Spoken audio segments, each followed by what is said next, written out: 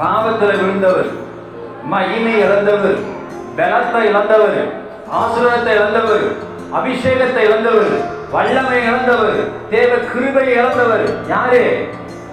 சிம்சோன். யாரு? சிம்சோன். அவர் கொண்டை நம்பி பலத்தை விட்டுட்டாரு.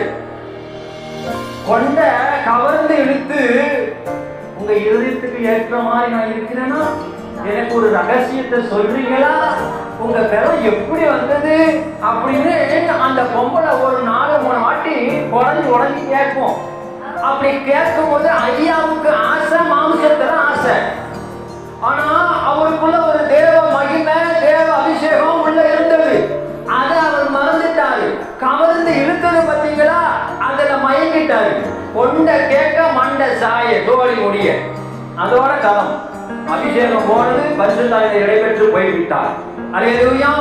ஒரு கொண்டையில ஒரு மலையை சாட்சிக்கலாம்.